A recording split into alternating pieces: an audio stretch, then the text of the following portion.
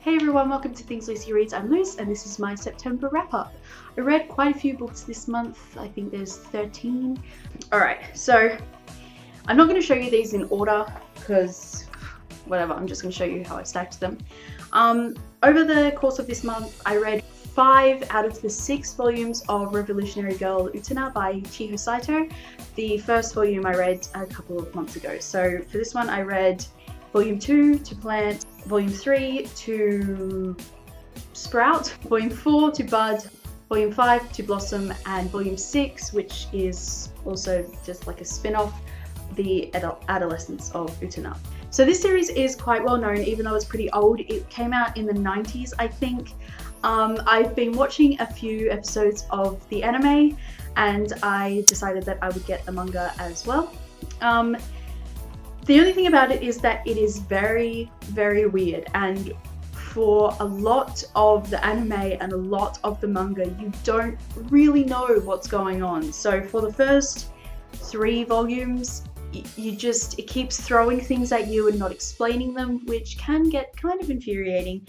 And then everything kind of gets explained in Volume 4 and it gets really, really good. And actually Volume 4 is my favorite out of the whole thing.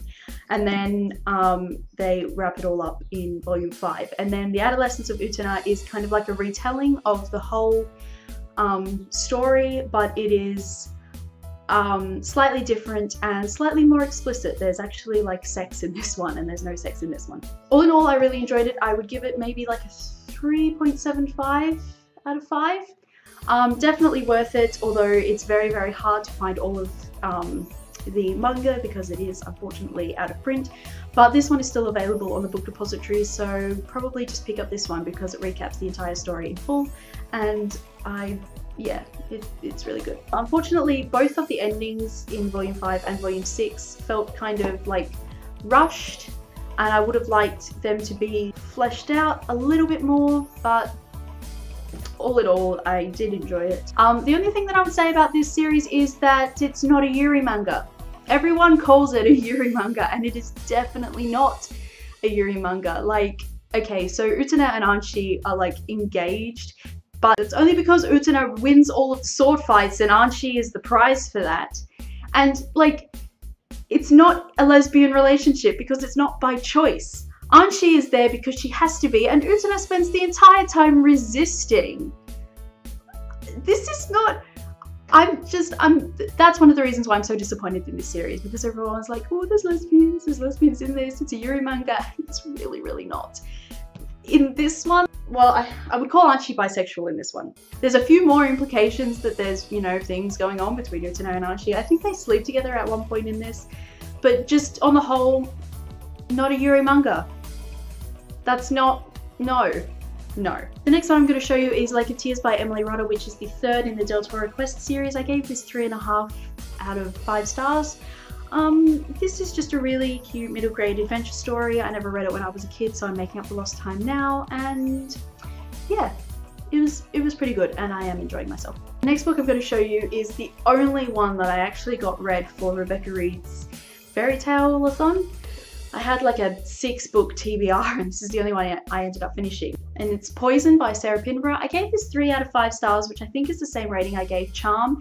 It was really, really good. I really like her retellings of fairy tales. Like, they're just so adult and grown up and so much, you know, more 3-dimensional than the original fairy tales are. The only thing about this series is that they're not... ostensibly they're standalones and it's a trilogy of companion novels, but you do have to read them all to get a full picture of the story. This is the first one, but I read Charm first, and I really recommend that you read Charm first, because if you do that, then you understand the motivations of the evil queen. Lilith is her name, I should call her Lilith. You understand Lilith's motivations, and like, you know why she's doing things, even though she doesn't quite know. And yeah, I really want to read the 3rd one just to see if it finally gives some kind of proper ending. But yeah, these, all in all, they're really good retellings and I would definitely recommend them. Okay, so also this month I read Volume 2 and Volume 2.5 of Princeless by Jeremy Whitley. This is about a princess called Adrienne who rescues herself and then goes on a quest to rescue her sisters who are also locked in towers awaiting princes to get them down. This series is just so delightful and I love it so much. I can't show you volume 2 because I have it as an ebook. I gave volume 2 5 stars and I gave this one 4 stars. This is a collection of like short stories to go with the series and kind of fills in some gaps, and it's just like what's happening in the background away from the main action. And yeah, I really love all of this series, and if you have a chance to pick it up, you definitely should. Also this month I read issue number 1 of Spider-Gwen by Jason Latour, which I gave 3.5 stars to. It's really good and I really want to read the rest of the series, but I can't read comic series issue by issue. That's just not satisfying for me, so I'm much more of a like graphic novel person. I need to have more than one to kind of feel like I'm actually reading something worthwhile.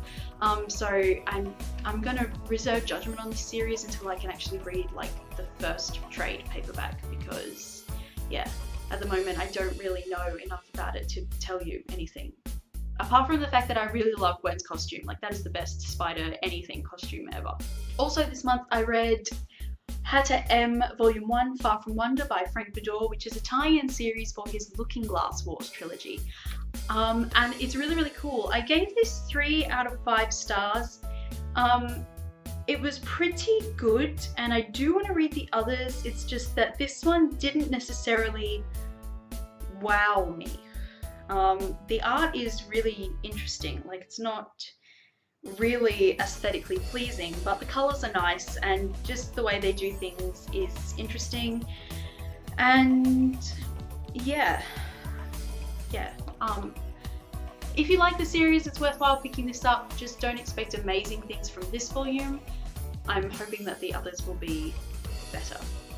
But this one was pretty good. And then the second last book I'm going to show you is Through the Woods by Emily Carroll, which I gave 4 out of 5 stars to. This is a series of short stories like about things that happen that are like creepy. It is really good. If you're not easily scared, then it's definitely worth picking up, because all of them were really good. I wish all of them were longer. The art style and the use of color in this is fabulous. Like, let me see if I can show you something that won't be spoilery. Like, it's mostly black and white or like muted colors, and occasionally there will be like really bright colors. And I'm so glad that I decided to pick this up, because it is just really great, and I'm definitely going to reread it at some point, because it was just a joy to read in spite of the creepy and sometimes gory content. And then the last book I'm going to talk about is probably my favourite of the month, apart from Utenet Volume 4, and that is George by Alex Gino. This is a middle grade book about a transgender girl, and she really likes Charlotte's Web, really identifies with the character Charlotte, so when her class is putting on a play, she wants to audition for the part of Charlotte, and it's about what happens around that and how things work out and how she deals with telling people in her life that she is actually a girl, even though they think she's a boy, that she's actually a girl. And it's just so cute, and like it's written for children, so it's very simply done, but everybody should read this, because this is how trans books need to be written. Alex Gino is trans, and so they know what they're talking about, and this book is just so important, and I wish there were children in my life that I could give a copy of this to, because it's just so good. I cried at the end, and I really love her brother. I thought he was a great character. And just, yeah, definitely worth picking this up if you come across it. Actually, no, not if you come across it. You need to go looking for this, and you need to buy it, and you need to read it, because it is so important and so good. Alrighty, that is all I have for you for this video, and I will see you when I see you. Bye everyone.